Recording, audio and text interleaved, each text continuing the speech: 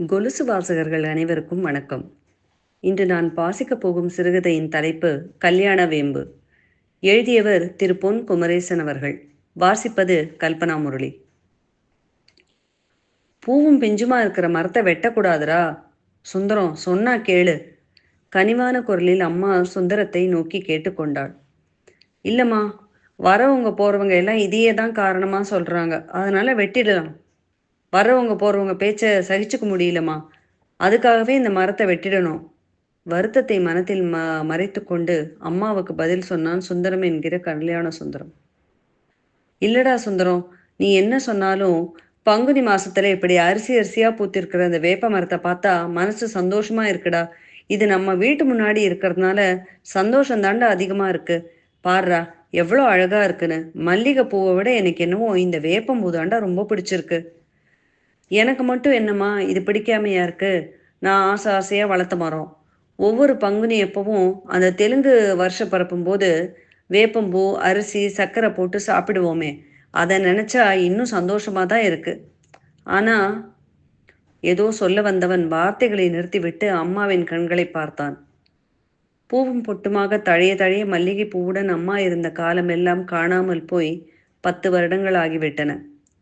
சுந்தரம் 10ஆம் வகுப்பு தேர்வு எழுதி முடித்த ஒரு வார காலத்தில்தான் அவருடைய அப்பா தவறிப் போனார். அப்பா இல்லை என்ற ஒரு குறையை தவிர வேறு எந்த குறையும் அவர் விட்டு வைக்கவில்லை. சொந்தமாய் இருக்க ஒரு வீடு இருக்கிறது. நகரில் கட்டிவிட்ட கடைகளில் இருந்து வாடகை வருகிறது. பெரிய அளவில் இல்லை என்றாலும் குறை சொல்ல முடியாத வாழ்க்கை. பெரிதாய் சொந்த பந்தங்கள் என்றும் யாரும் இல்லை. எப்போதாவது வரும் அப்பாவுடைய அக்கா மட்டுமே இன்னும் பாசத்துடன் இருப்பாள். மீதி சொந்தமெல்லாம் அப்பாவின் இறப்புக்கு பின்பு காணாமல் போய்விட்டார்கள். இவனும் கல்லூரி படிப்பை முடித்து பின்பு ஒரு ஐடி கம்பெனியில் வேலை பார்த்து கொண்டுதான் இருக்கிறான். காசு, ஆரோக்கியம் எல்லாம் இருக்கிறது. ஆனால் கல்யாண சுந்தரத்திற்கு கல்யாணம்தான் பெரும்பாடாக இருந்தது. அவர்களது ஜாதியில் 31 வயதை தாண்டிவிட்டாலே பெண் கொடுக்க நிறைய பேர் தயங்குகிறார்கள். ஐடி கம்பெனி வேலை என்றால் நிறைய யோசிக்க ஆரம்பித்து விடுகிறார்கள். அடிக்கடி கல்யாண சுந்தரம் தனது பெயரை நினைத்து வருத்தப்படுவதுண்டு. ஏம்மா எனக்கு இந்த பேரை வச்ச? சின்ன வயசுல ஒன்றும் தெரியல. ஆனா இப்ப கல்யாணம் ஆகாததுல நிறைய பேர் நேரடியாவே கிண்டல் பண்ற அளவுக்கு ஆயிடுச்சுமா. ஒரு நாள் மன வருத்தத்துடன் சொன்னான். அன்று முதல் கல்யாணம் என்று கூப்பிடுவதை நிறுத்திவிட்டு சுந்தரம் என்று அழைக்கத் தொடங்கினாள் அம்மா. இப்பெல்லாம் எங்கேயும் வெளியில போக முடியலம்மா. போனாலும் இன்னும் கல்யாணம் ஆகலையா? ஏன், என்ன பிரச்சனைன்னு கேட்குறாங்க. பேசாம இந்த வீடு வேலையெல்லாம் விட்டுட்டு வேற எங்கேயாச்சும் போயிடலாமா என்று பலமுறை கல்யாண சுந்தரம் அம்மாவிடம் கேட்டதுண்டு. இடம் மாறினால் மட்டும் பிரச்சனை தீர்ந்து விடாதுரா. அதுவும் இல்லாம பிரச்சனை இருக்கிற இடத்துல வாழ்ந்து காட்டணும், அதான் வைராக்கியம். அந்த வைராக்கியத்தினால்தான் உன்னை படிக்க வச்சு ஒரு வேலை வாங்கி கொடுக்குற அளவுக்கு அம்மாவால நிக்க முடிஞ்சுது. இதெல்லாம் கொஞ்ச நாள்ல சரியா போயிடும்டா, வருத்தப்படாதரா என்று அவனை தேற்றுவாள். ஜாதகம் சுத்த ஜாதகம். ராகு, கேது, சனி இந்த மாதிரி எந்த பிரச்சனையும் இல்லாத ஒரு ஜாதகம். ஆனால் கல்யாணம் மட்டும் கைகூடி வரவே இல்லை சுந்தரத்துக்கு. பல இடங்களில் ஜாதகம் பார்த்த போதெல்லாம் லேட்டா கல்யாணம் ஆகும், ஆனா கல்யாண வாய்ப்புள்ள ஜாதகம் தான்னு சொல்றாங்க. ஆனா எவ்வளோ லேட்டான்னு இது வரைக்கும் யாரும் சொல்லல. இனிமே கல்யாணம் ஆகும் அப்படிங்கிற நம்பிக்கையும் கொஞ்சம் கொஞ்சமா கல்யாண சுந்தரத்தை விட்டு போய் கொண்டிருந்தது. அவ்வப்போது வரக்கூடிய சொந்தக்காரங்க ஆளுக்கு ஒரு யோசனை சொல்லிட்டு போயிடுறாங்க. அப்படித்தான் போன வாரம் இந்த அப்பாவோட அக்கா, கல்யாண சுந்தரா, ஒரு முறை திருமணஞ்சேரி போயிட்டு வா, கண்டிப்பா கல்யாணம் நடந்துரும், சத்தியம் செய்யாத குறையாக சொல்லிவிட்டு போனாள். அம்மாவும் மகனும் திருமணஞ்சேரி சென்று தேவையான பரிகாரம் எல்லாம் முடித்துவிட்டு வந்தார்கள். ஒரு மாதம் கடந்த பின்பும் எந்த பலனும் இல்லை. வர எல்லா சொந்தக்காரங்களுக்கும் வீட்டு முன்னாடி இருக்கக்கூடிய அந்த அழகான வேப்ப மரத்து மேலதான் ஏதாவது குறை சொல்லிவிட்டு போனார்கள். ஜாதகம் நல்லா இருக்கு, பையனும் அழகா இருக்கான், சொத்து இருக்கு, இருந்தும் கல்யாணம் ஆகலைன்னு என்ன அர்த்தம்? வீட்டுக்கு முன்னாடி வீட்டை விட பெருசா எப்படி மரம் இருக்கக்கூடாதுன்னு வாஸ்துல சொல்லுவாங்க. அதனாலதான் கல்யாணம் தட்டி தட்டி போகுது. சீக்கிரம் அந்த மரத்தை வெட்ட பாருங்க. அம்மாவுடைய சொந்தக்கார பெண்மணி ஒரு நாள் சொல்லிவிட்டு போன பிறகுதான் கல்யாண சுந்தரத்திற்கு மன உளைச்சலாக இருந்தது. அம்மா பெரிதாக அதையெல்லாம் எடுத்துக்கொண்டதாக தெரியவில்லை. இங்கே பாருடா சுந்தரம், அப்படியெல்லாம் கிடையாதுடா. இவ்வளவு நாளா நாம நல்லா தானே இருந்தோம். கடன் அது இதுன்னு எந்த பிரச்சனையும் இல்லை. நோய் நொடின்னு ஆரோக்கியத்துக்கும் எந்த குறைவும் இல்லாம இருக்கிறோம். கல்யாணம் தட்டி போக இந்த மரம் காரணமா இருக்காதுடா என்று பலமுறை அவனிடம் சொன்னாள். நீ சொல்றது கரெக்டு தாம்மா. எனக்கு இந்த மூட நம்பிக்கையில எல்லாம் எதுவும் இல்ல. ஆனா வர்றவங்க போறவங்க எல்லாரும் இதையே சொல்லும்போது மனசு உளைச்சலா இருக்கு, அவ்வளவுதான். உனக்கு கண்டிப்பா கல்யாணம் நடக்கும்டா. எனக்கு நம்பிக்கை இருக்கு. இதுக்கு மேல லேட் ஆயிட்டு போனா என்ன பண்றதுன்னு தெரியல. எனக்காக இந்த 1 மாசம் பொறுடா. சித்திரை முடிஞ்சிடுச்சுன்னா எல்லா பூவும் உதிர்ந்துரும். அதுக்கப்புறமா வேணா ஏதோ ஒண்ணு டிசைட் பண்ணிக்கலாம். எதுவுமே இல்லன்னு வைகாசிக்கு மேல நான் கண்டிப்பா தடை சொல்ல மாட்டேன்டா. வைகாசியில நீ மரத்த வெட்டிடு. மகனுக்காய் மனத்துக்குள் இருந்த வருத்தத்தை மறைத்துக்கொண்டு சமாதானம் கூறினாள் அம்மா. சரிம்மா, உனக்கு இதுல ஏதாச்சும் மன வருத்தம் இருக்கா? மனசு சந்தோஷமா இருக்கிற வரைக்கும் எந்த பிரச்சனையும் இல்லடா. ஆனா இதுதான் காரணமா இருக்குமோ அப்படின்னு ஒரு சின்ன சந்தேகம் வந்துட்டா கூட நம்ம வாழ்க்கை வீணா போயிடும். அதுக்காகத்தான் வைகாசியில உன் மனசுக்கு என்ன சரின்னு படுதோ அதை நீ பண்ணு. அம்மா சொல்வது சரி என்று நினைத்தபடி வண்டியை ஸ்டார்ட் செய்து அலுவலகம் கிளம்பினான் கல்யாண சுந்தரம். சுந்தரத்தின் அம்மாவிற்கு ஆன்மீகத்தின் மேல் நம்பிக்கை உண்டு. இருந்தாலும் இந்த மாதிரி சில மூட நம்பிக்கைகளை அவள் என்றும் ஏற்றுக்கொள்வதில்லை. அதற்காக சொல்லும் சொந்தக்காரரிடம் சண்டையிட்டுக் கொள்வதும் இல்லை. எல்லாவற்றிற்கும் ஒரு சின்ன சிரிப்பை பதிலாக தந்துவிட்டு நகர்ந்து விடுவாள். சுந்தரத்தின் அப்பா கற்றுக் கொடுத்த பாடம். எத்தனை கஷ்டங்கள் வந்தாலும், மன உளைச்சல் ஏற்பட்டாலும் அமைதியாக இரு. பிரச்சனை தானாக சரியாகும் என்பது அவருடைய பாலிசி. அதையே இவளும் பின்பற்றத் தொடங்கிய பின்பு தேவையற்ற மன உளைச்சலில் அவள் என்றும் சிக்கிக் கொண்டதில்லை. ஆனால் மகனுக்கு கல்யாணம் ஆகவில்லை என்ற வருத்தம் அவளுக்கு உண்டு. அதற்காக அவனுக்கு கல்யாணமே ஆகாமல் போய்விடும் என்று நினைத்ததில்லை. அவளது உள்மனம் எப்படியும் கல்யாண சுந்தரத்திற்கு கல்யாணம் நடந்துவிடும் என்ற நம்பிக்கையை விதைத்துக் கொண்டே இருந்தது. இப்பொழுதெல்லாம் வயது காரணமாக கல்யாணமாகாத நிறைய பேர் கேரளாவில் சென்று பெண் பார்த்து வருவதும் கேரள பெண்களையும் மணமுடித்துக் கொள்வதும் சுந்தரத்தின் சமூகத்தில் கொஞ்சம் கொஞ்சமாய் ஏற்றுக்கொள்ள ஆரம்பித்திருக்கிறார்கள். அம்மாவிற்கு அதில் மிகுந்த ஈடுபாடு உண்டு.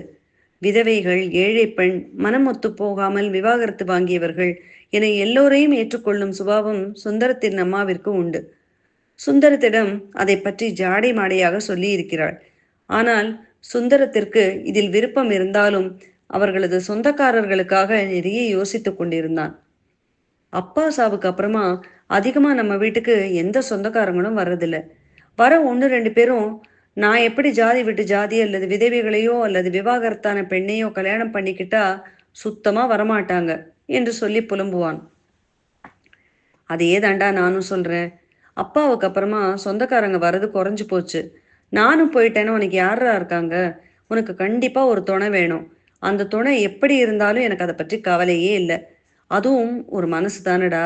உன் மனசுக்கு பிடிச்சு இருந்துச்சுன்னு நீ கல்யாணம் பண்ணிக்கடா என்று சொல்லி இருக்கிறாள். நாட்கள் செல்ல செல்ல இந்த மரமே தன்னுடைய கல்யாணத்திற்கு தடையாக இருப்பதாக அவனுடைய உள்மனதில் தோன்ற ஆரம்பித்தது. அம்மாவிற்காக வருத்தத்தை மனத்தில் வைத்துக்கொண்டு காத்திருந்தான். வைகாசியும் நெருங்கிக் கொண்டிருந்தது. பூக்கள் உதிர்ந்து வாசலெங்கும் ரேஷன் அரிசியை சிந்தியது போல் கிடந்தது. சின்ன சின்ன பச்சை நிறமான பிஞ்சுகளும் தோன்ற ஆரம்பித்திருந்தது. தகுந்து வரக்கூடியதாக இருந்த ஒன்றிரண்டு ஜாதங்களும் கடைசி நேரத்தில் ஜகா வாங்கிவிட்டார்கள்.